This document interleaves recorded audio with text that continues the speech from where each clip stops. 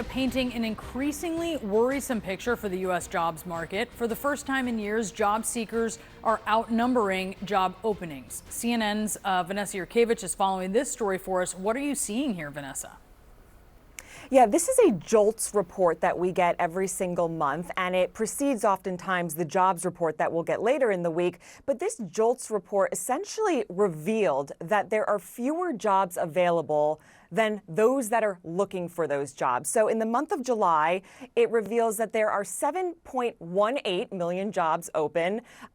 And there are 7.2 million people who are unemployed looking for a job, so a little less than one job per person. And what this really signals is that there is starting to be a softening in the labor market, which very much starts to back up what we saw in July's jobs report, which showed a weakening of hiring, just 73,000 jobs added in the month of July, which led to President Donald Trump firing the head of the Bureau of Labor Statistics, which puts out that monthly report. Now, this report should be taken sort of as a brushstroke in a painting of what we're looking at in the U.S. economy. But where job openings are versus where they are not comes across a multitude of sectors. So healthcare and social assistance, fewer jobs there by 181,000. Retail and trade, also fewer job openings in that sector by 110,000.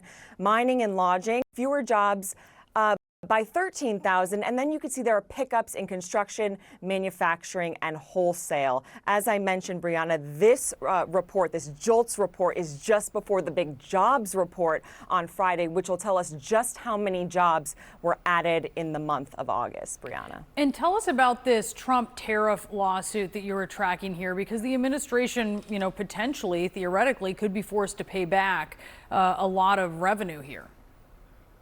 They could. And President Trump yesterday in the Oval Office said that as soon as today, the administration could be filing an appeal with the Supreme Court over this ruling from Friday, where a judge ruled that the administration illegally imposed tariffs by using an Emergency Powers Act known as IEEPA. And this was the act that the administration pointed to impose sweeping tariffs. And those sweeping tariffs have collected so far $210 billion.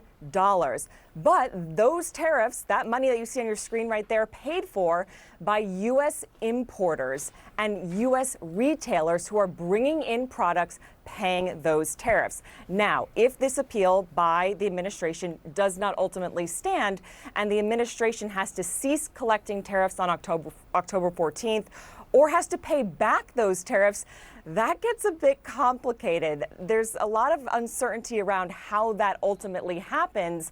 Does the administration just start paying back that money? Do they force the importers to file a petition to get that money back? This is really uncharted territory here, but we'll have to wait and see if that appeal comes through from the administration. Ultimately, what happens with all of these tariffs, Brianna? Yeah, watching that very closely. Vanessa, thank you so much.